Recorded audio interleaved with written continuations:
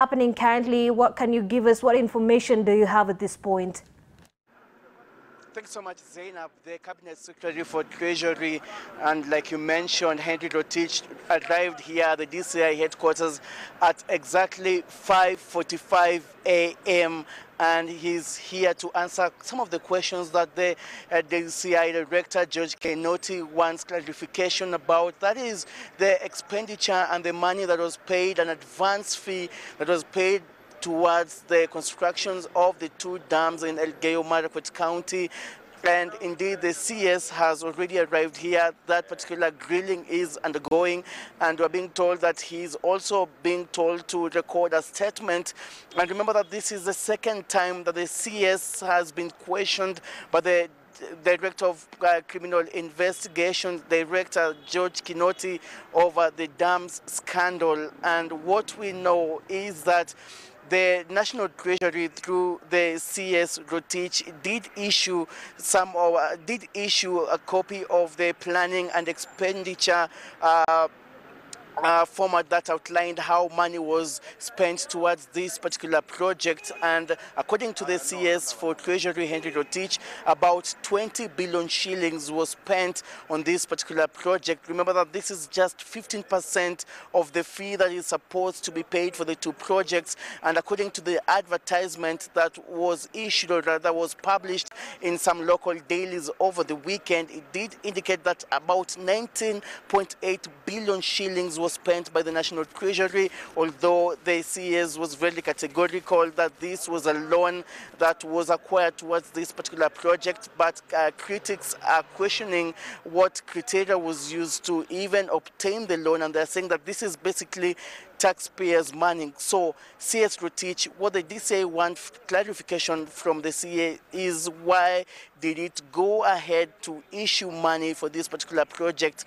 And there were already some questions that were unanswered in regards specifically to the company, the Italian firm that was contracted towards this particular project. And remember that also some of the developing stories that we have today is that already there is question in regards to the credibility of the Italian firm that was contracted to actually put up these particular dams. Up to now, no sizable, or rather no realistic operation is undergoing at Elgeyo-Marakwet in regards to construction of the dams. And so the CS is supposed to answer, to rather give clarification on why did it go ahead and award this particular money through the KFDA in regards to the construction of the dam, and just some of the numbers that are being questioned in this particular. Remember that there is also a particular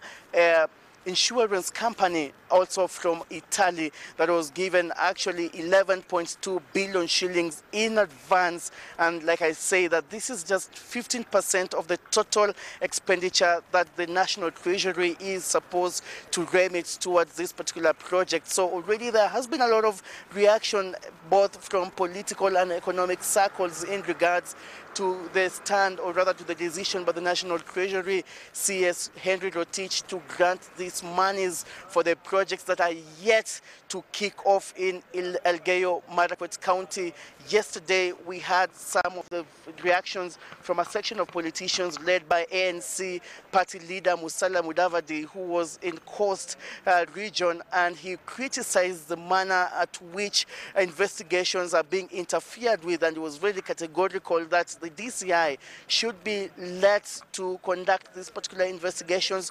Remember that George Kinoti, who is the director of the DCI, did say that he is investigating irregular payment of up to 21 billion shillings. But according to the CS, that it is only 19.8 billion shillings that was paid. That is actually a short of 1.2 billion shillings, according to both statements. And what Musalia Mudavadi yesterday said is that the DCI, the ESCC, and the Office of Director of Public Prosecution should not be intimidated. No one should interfere with the ongoing investigation. And so they told a section of politicians, especially from Rift Valley province, just to keep off and stop criticizing the manner at which investigations are being conducted. And also those sentiments were actually aired also by, or rather repeated, by Alfred Keter, the MP for Nandi Hills, and his Terangani counterpart,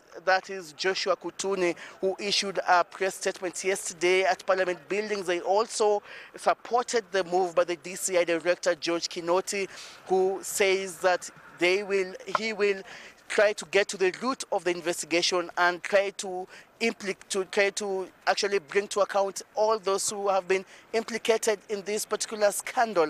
And so the MPs and also the ANC party leader Musalia Mudavadi were in unison calling for the investigating agencies to continue with their work. And of course, there was also a statement from the Office of Director of Public Prosecution and from Nurdin Haji himself, who is the director. And Nurdin Haji did caution the media against misreporting this particular scandal, but also was very categorical that indeed investigations are ongoing, but his office is yet to receive the files from the DCI. And so he's calling upon Kenyans and stakeholders involved in all this just to give the DCI some time to complete investigations, and when the time comes, he will receive the file and he will take the next appropriate action. But for now, what we know is that the CS for National Treasury, Henry Rotich, arrived here at the DCI headquarters at 5:45 a.m.